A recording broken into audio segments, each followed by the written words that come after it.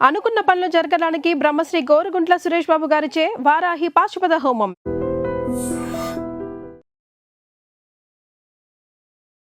నమస్కారం. ఐడ్రీమ్ ప్రేక్షకులకు స్వాగతం, సుస్వాగతం. అప్పుల ఊబిలో చాలామంది కొట్టుమిట్టాడుతూ ఉంటారు. దాని నుంచి బయటపడాలంటే ఏం చేయాలో అర్థం కాక సతమతమైపోతూ ఉంటారు. మరి అప్పులు తీరిపోవడానికి ఏం చేయాలి? అంతేకాదు ఏ రోజున ఎవరికి అప్పులు తిరిగి చెల్లించడం మంచిది, ఇది చాలామందికి తెలియని విషయం. సో ఇలాంటి సందేహాలు నివృత్తిపరచడానికి మనతో పాటు ఉన్నారు ప్రముఖ జ్యోతిషులు, వాస్తు పండితులు దేవులపల్లి బాలచంద్ర శర్మ గారు మనతో పాటు ఉన్నారు. వారితో మాట్లాడదాం. నమస్కారం గురువుగారు. నమస్కారం. గురువుగారు, అప్పు అనగానే ఇది ఎలా తీరుతుంది ఏంటి? కొందరు తరతరాలు అప్పు తీరడానికి బానిసలుగా పనిచేసిన వాళ్ళని చూస్తూ ఉంటాము. అప్పు తీరక మా జన్మ ఇంతే అనే తండ్రి తర్వాత కొడుకు, ఇలా వంశపారంపర్యంగా వచ్చేటివి కొన్ని ఉంటాయి. కొందరేమో వాళ్ళ దాని కర్మానుసారంగా అప్పులు చేసుకుంటూ ఉంటారు. ఏదైతేనే మొత్తం మీద అప్పులు తీరకుండా మధ్యలోనే ఆత్మహత్యలు చేసిన వాళ్ళు లేకపోలేదు. సో ఇలాంటి వాళ్ళు ఈ ఊబి నుంచి బయటపడాలంటే అసలు ఏం చేయాలి? శ్రీమాత్రే నమః, శ్రీ గురుభ్యో నమః, మహాలక్ష్మీ దేవతాయే నమః. మనకు కొన్ని రకాలైనటువంటి పనులు, అంటే మనం అప్పు తీరుస్తాం, కానీ తీర్చేటువంటి విధానంలో కొంత మార్పు చేస్తే ఖచ్చితంగా అప్పు తీరుతుంది. ఎలాంటి మొండప్పైనా, ఎంత మొండప్పైనా తీరుతుంది. ఫర్ ఎగ్జాంపుల్ చెప్దాం. ఎవరికన్నా మీరు అప్పు తీర్చాలంటే ఆన్లైన్ పేమెంట్ చేయకుండా క్యాష్ ఇచ్చే ప్రయత్నం చేయండి. పాయింట్ నెంబర్ 1, క్యాష్ రూపకంగా ఇవ్వండి. అదేంటి గురుగారు, ఆన్లైన్ పేమెంట్ చేస్తే వాళ్ళకి మనకి రుజువు ఉంటుందని అంటారు కదా. క్యాష్ పేమెంట్ డబ్బిస్తే నువ్వు ఎప్పుడు ఇచ్చావు అన్న వాళ్ళు లేకపోలేదు కదా. పేమెంట్ చేస్తే కూడా సంతకం పెట్టించుకోవచ్చు. అది ఇచ్చేటప్పుడు ఫోటో తీసుకోండి. కాకపోతే ఓకే, అయితే ఇచ్చేటప్పుడు ఇచ్చే ముందు రోజు ఏం చేయండి, మీరు ఇవ్వడం మంగళవారం నాడే ఇవ్వండి. మంగళవారం నాడు ఏం చేసినా మారు కోరుకుంటుంది అంటారు. ఫర్ ఎగ్జాంపుల్ వడ్డీ కట్టడం కంటే కూడా అసలు తీర్చేటప్పుడు ఎవరైనా సరే కొంత అసలు తీర్చాలనుకున్నప్పుడు మంగళవారం నాడే తీర్చండి. మంగళవారం నాడు తీరుస్తూ మీరు ముందు రోజు ఆ డబ్బుల్ని కళ్ళ ఉప్పులో కొంచెం పచ్చకర్పూరం కూడా పెట్టి రాత్రంతా పెట్టండి. మొండిగా ఉండే అప్పులు కూడా తీరుతాయి. కళ్ళ ఉప్పులో పచ్చకర్పూరం వేసి ఈ డబ్బులు లిటరల్గా ఎట్లా అంటే ఉప్పు ఇలా ఉంటే ఉప్పు లోపలికి ఇలా కూర్చోండి డబ్బుని అలా పెట్టి.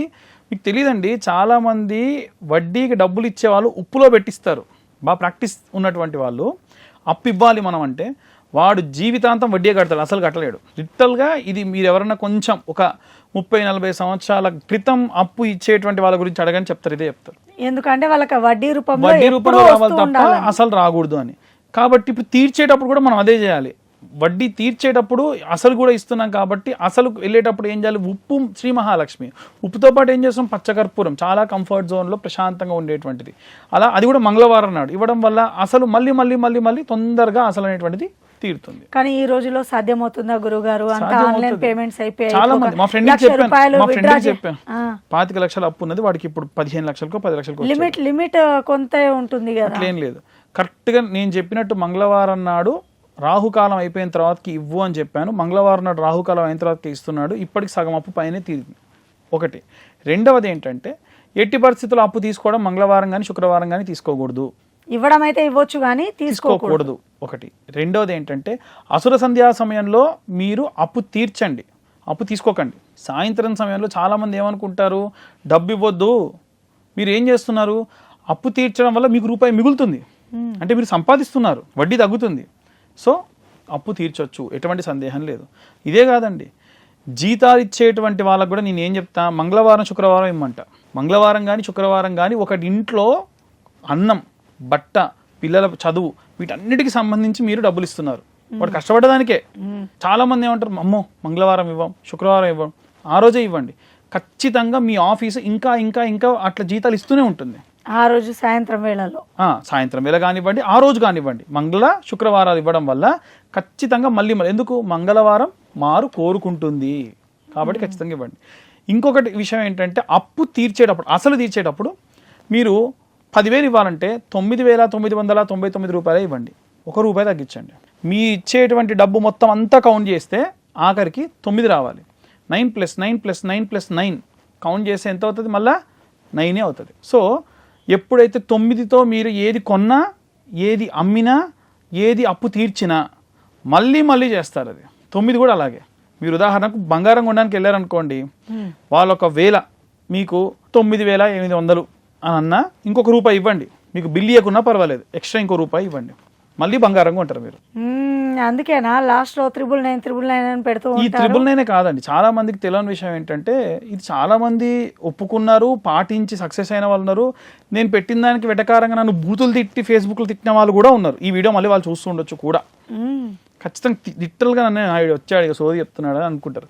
కానీ పాటించి గురుగారు మీరు చెప్పింది నిజమండి, నేను చేసిన తర్వాత నాకు సక్సెస్ అయినా అని చెప్పి నాకు వాట్సాప్ చేసిన వాళ్ళు కూడా ఉన్నారు. కాబట్టి ఏదైనా ప్రాక్టీస్ ఒకసారి ఇప్పుడు ఎట్లాగో మీరు అప్పు తీర్చాలి కదా, ఉదాహరణకు అసలు ఇవ్వాలనుకుంటున్నారు, ఇవ్వాలి కదా, అదేదో మంగళవారం ఇవ్వండి, అది కూడా ఇలా 9తో క్లోజ్ అయితే ఇవ్వండి, ఒకసారి ట్రై చేయండి, పోయింది ఏముంది, జరిగితే మంచిగా.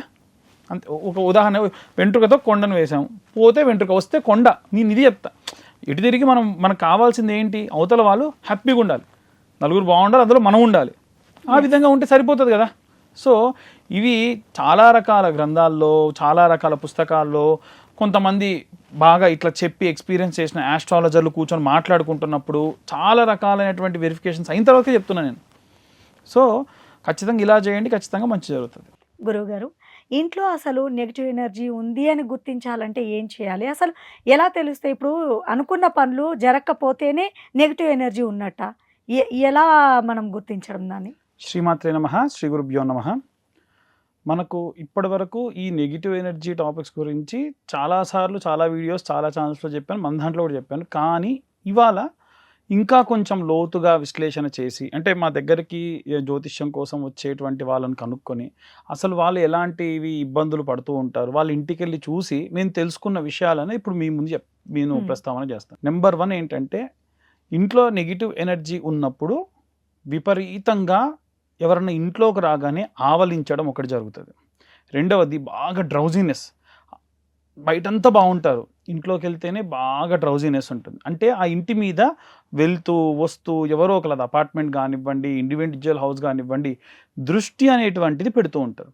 అంటే వీళ్ళు ఏం చేస్తున్నారు, వీళ్ళ ఇంట్లో ఎప్పుడు ఏం జరుగుతున్నాయి, ఎవరైనా గట్టిగా మాట్లాడితే ఎందుకు గొడవ పడుతున్నారు, అక్కడ వాస్తవంగా నలుగురు మనుషులు కూర్చొని ఎవరో టాపిక్ గురించి నలుగురు సరదాగా నవ్వుకుంటూ మాట్లాడినా వీళ్ళ ఇంట్లో గొడవ జరుగుతుంది, పక్కింట వెంటనే ఉంటుంది అనమాట, మొన్న చూశానక్క ఎంత బాగా గొడవ పడుతున్నారు, అసలు జుట్టు పడుకో చూసింది ఏం లేదు. ఇలా నెగిటివ్ విషయాలు మన ఇంటి గురించి వాళ్ళు మాట్లాడడం అనేటువంటిది జరుగుతుంది. సో ఇవి కాకుండా చిన్న పిల్లలు రాత్రులు నిద్రపోకపోవడం, లేదా నిద్రలో విపరీతంగా మెసులుతూ ఉంటారు అటు ఇటు, లేదా పిల్లవాళ్ళు మంచం ఇచ్చి కింద పడిపోతూ ఉంటారు, ఎంత సెక్యూర్డ్గా ఉన్నా సరే పాకుతూ నిద్రలో లేచి కలవరించడం విపరీతంగా, ఇలాంటివన్నీ జరుగుతాయి. ఇవి కాకుండా ఇంట్లో ఎవరైనా సరే యజమానులకు ఎంత అలసిపోయి నిద్రపోయినా నిద్ర పట్టకపోవడం, నిద్ర పట్టినా కానీ విపరీతమైన పీడకలలు రావడం, ఇలాంటివి జరుగుతాయి.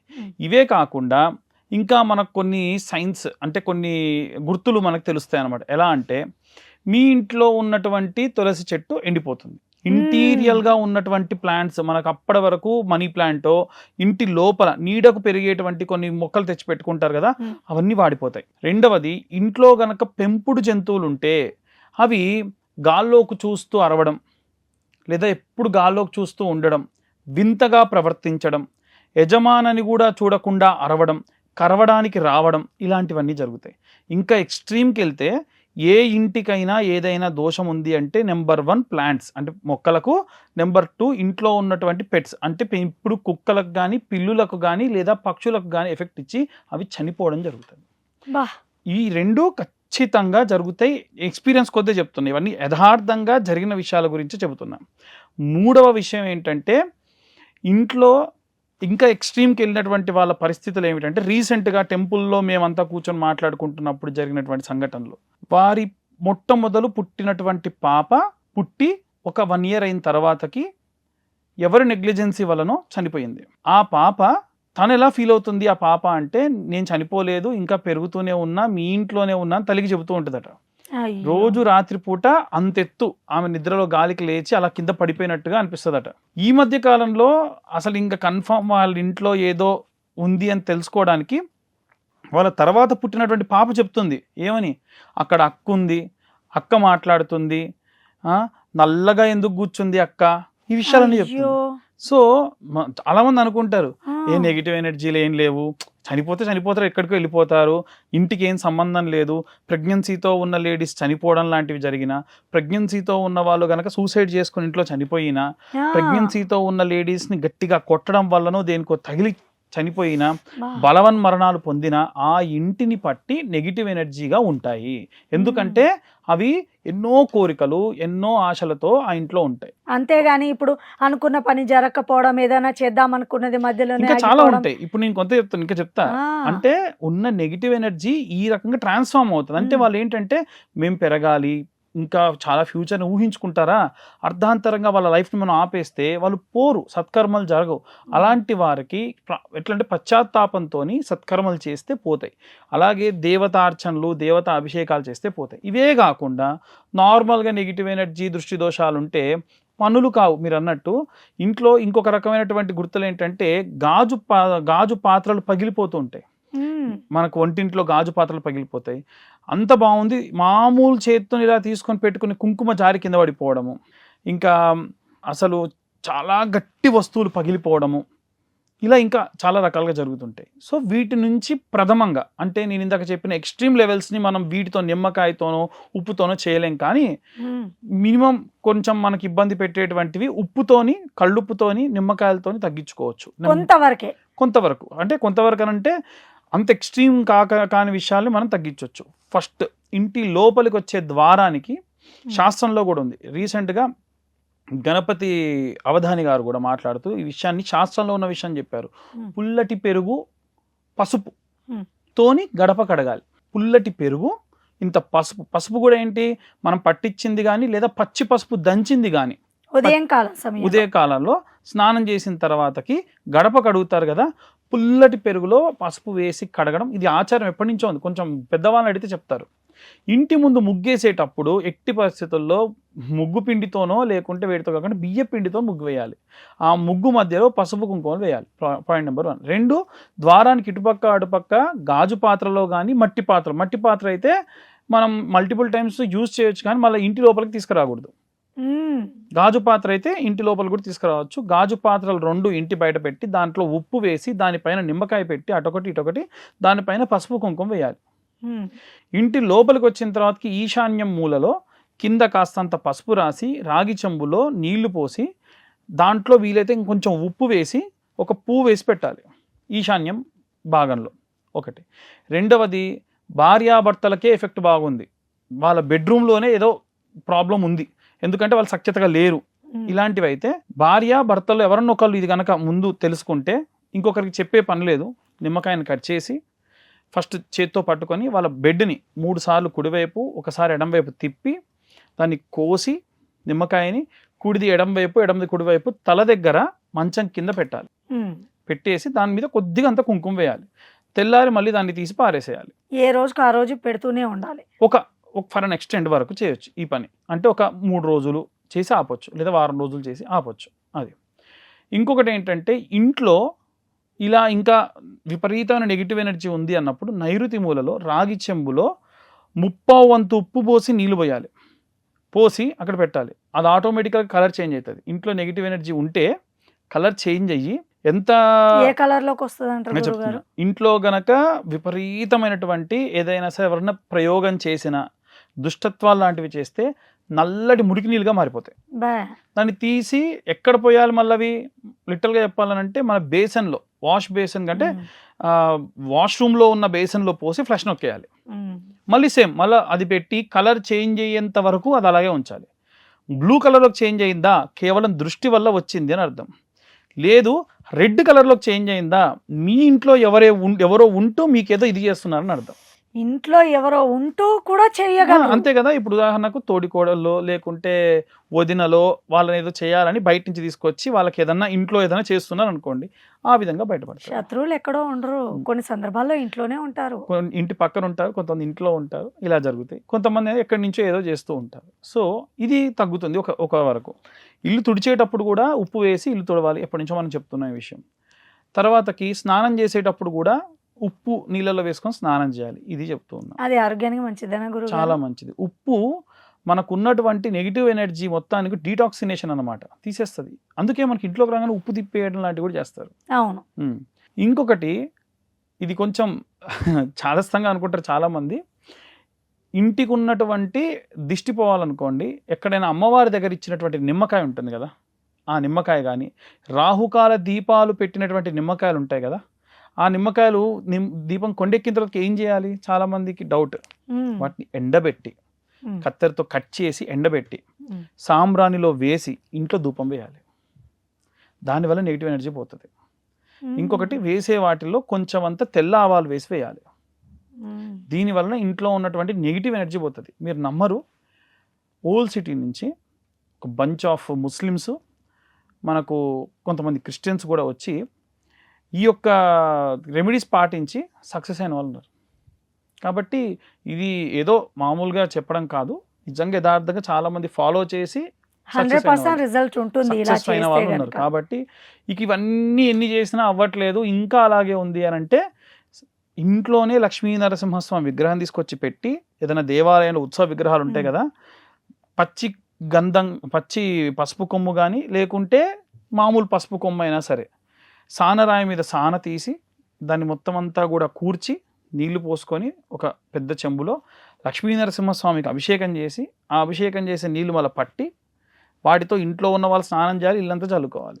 కానీ గురువుగారు, ఇప్పుడు ఇంట్లో నెగిటివ్ ఎనర్జీ ఉంటే ఎక్కువగా ఎఫెక్ట్ అయ్యేది ఇంటి యజమాని అంటారు, వాస్తవమేనా? ఇంటి యజమాని లేదా చిన్న పిల్లలు, మనవాళ్ళు, మనవరాళ్ళు, పుట్టిన పిల్లలు. ఎందుకంటే మనస్సు బలహీనంగా ఉండేటువంటి వాళ్ళకి ఎక్కువ. అదే కాకుండా ఇంట్లో డేట్తో ఉన్నటువంటి ఆడవాళ్ళకు కూడా ఆ నెగిటివ్ ఎనర్జీ తొందరగా పాస్ అవుతుంది. చాలామంది ఇవాళ రేపు పని వల్ల సాయంత్రం సమయంలో, రాత్రి సమయంలో కూడా డేట్లో ఉంటే కూడా వాళ్ళు ట్రావెల్స్ చేస్తూ ఉన్నారు. డేట్లో ఉన్నప్పుడు సాయంత్రం 6:30 తర్వాతకి ఏ జంక్షన్స్ కూడా దాటకూడదు. ఆ సమయంలో వీరి మనసు ఇంకా బలహీనం అవుతుంది. వీళ్ళు పైకి ధైర్యంగా ఉన్నా అప్పుడు ఎవరైనా నిమ్మకాయలు ఇవన్నీ తిప్పేసినా ఆ ఎఫెక్ట్ అనేది వారికి వస్తుంది. చిన్నపిల్లలైనా అంతే.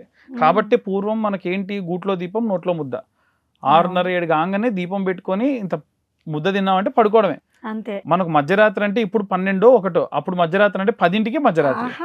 అసలు మధ్యరాత్రి అంటే ఇప్పుడు 12 కాదు, 2 అయిపోయింది. మార్నింగ్ 12 తర్వాత లేసేవాళ్ళు. అంటే ఉద్యోగరీత్యా అయి ఉండొచ్చు, లేదంటే ఇతర కారణాలు అయి ఉండొచ్చు, మనం వాళ్ళని చెప్పలేము. బట్ ఏదేమైనా చాలా మార్పులు అయితే చోటు చేసుకున్నాయి. సో ఈ విధంగా ఫాలో చేస్తే చాలా వరకు నెగిటివ్ ఎనర్జీ తగ్గుతుంది. చాలా చక్కగా తెలియపరిచారు గురుగారు. నిజంగా ఇంట్లో నెగిటివ్ ఎనర్జీ ఉంటే దాన్ని ఎలా గుర్తించాలి, ఏం చేయాలి అని చాలా మందికి మన ఈ ప్రోగ్రామ్ చాలా మంచి యూస్ఫుల్ అవుతుందని భావిస్తున్నాము. సో తెలుసుకున్నారు కదండి, చక్కని హోమ్ రెమెడీ కూడా చెప్పడం జరిగింది. రాగి చెంబులో గనక కల్లుప్పు వేసి నైరుతి భాగంలో పెడితే ఆ కలర్ 2-3 కలర్, ఒకటి మురికి కలరు, రెడ్ కలరు, అలాగే నీలి కలరు. సో దీనికి క్లియర్గా వేరియేషన్ తెలుసుకున్నారు కదా. మరో చక్కని అంశంతో మళ్ళీ నేను మిమ్మల్ని కలుస్తాను. నమస్తే. ధన్యవాదాలు. And for more videos, Please subscribe to iDream. Please subscribe to iDream. Please subscribe iDream. And please subscribe to iDream. For more videos, subscribe to iDream. please like, share and subscribe to the channel. Congratulations, iDream. Subscribe to iDream. Subscribe to iDream. So subscribe to iDream Media. iDream ki iDream team andarki huge congratulations. Please subscribe iDream Media. Please subscribe to iDream. Subscribe iDream. Please subscribe to iDream. iDream అంటే నా కళల ఛానల్ను subscribe చేసుకున్న నోరు తిరుగుతలేదు, మీరైతే గంట గుర్తు కొట్టండి. For more such videos, please subscribe to iDream. Subscribe to iDream. Please subscribe to iDream. Please subscribe iDream Media. Please do subscribe to iDream. Please subscribe to iDream Media. For best entertainment and information, please subscribe iDream. And don't forget to subscribe to iDream.